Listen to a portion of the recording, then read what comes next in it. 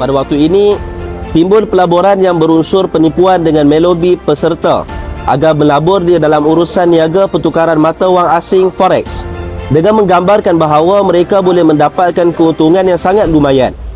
Dari sudut pandangan fik pula, jual beli mata wang asing atau bai'us saraf tertakluk kepada syarat-syarat yang sangat ketat dan jarang dipenuhi dalam urusan niaga yang tidak diselia oleh penasihat syariah. Banyak juga pendapatan dalam urus niaga forex yang merupakan riba yang terang. Lebih-lebih lagi, menjadikan duit sebagai barang komoditi perniagaan adalah bertentangan prinsip ekonomi dan kewangan Islam. Mata wang adalah satu sistem yang sangat penting di dalam ekonomi. Di dalam prinsip muamalah Islam, semakin penting sesuatu item itu kepada ekonomi dan masyarakat, semakin ketat syarat yang dikenakan dalam urusan niaga item tersebut. Oleh kerana itu, mata wang adalah item yang tertakluk kepada dua undang-undang asas berkaitan harta dalam Islam, iaitu zakat dan riba. Mata wang adalah tergolong dari al-amwalul zakawiyah, yakni harta yang tertakluk kepada undang-undang zakat, dan al-amwalul ribawiyah, yakni harta yang tertakluk kepada undang-undang riba. Garis panduan yang ketat oleh Islam ke atas mata wang adalah untuk mengelakkan eksploitasi atau kezaliman berlaku ke atas individu dan masyarakat melalui item tersebut.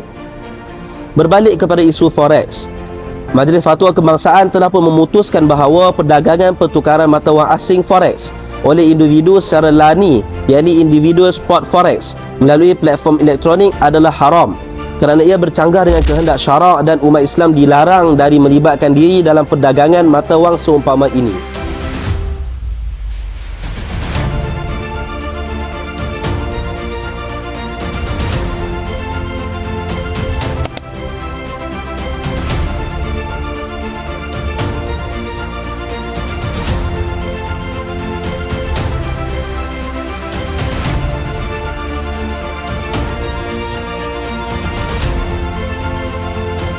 KWSP merupakan sebuah institusi keselamatan sosial yang ditubuhkan di bawah Undang-Undang Malaysia Akta 452 yang menyediakan faedah persaraan kepada ahlinya melalui pengurusan simpanan mereka yang cekap dan boleh dipercayai.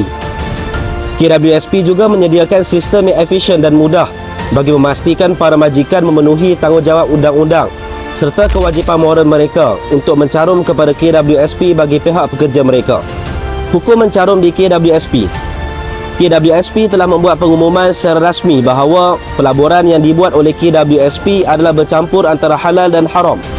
Oleh itu timbul persoalan, apakah hukum mencarum di KWSP? Jawapan mudahnya, umat Islam sebagai pencarum tidak berdosa dalam hal ini kerana caruman KWSP adalah bukan pilihan. Ini merupakan peraturan negara yang mesti dipatuhi. Menurut syariah, hubungan antara pekerja dan KWSP bukanlah sebagai pencarum, tetapi ia hanyalah simpanan. Ia dapat dilihat melalui A. Namanya sendiri menunjukkan ia adalah simpanan, iaitu kumpulan wang simpanan pekerja. B. KWSP adalah sebuah institusi keselamatan sosial yang menyediakan faedah persaraan kepada ahlinya melalui pengurusan wang simpanan mereka. C. Borang KWSP yang diisi pada permulaan kerjaya juga tidak menunjukkan wang itu sebagai pelaburan, bahkan ia hanya wang simpanan. Jelas yang 11% yang diambil daripada gaji pokok dicarumkan di KWSP adalah berasaskan wadiah, yakni simpanan wang untuk hari tua. Pelaburan yang dibuat oleh KWSP adalah inisiatif KWSP sendiri.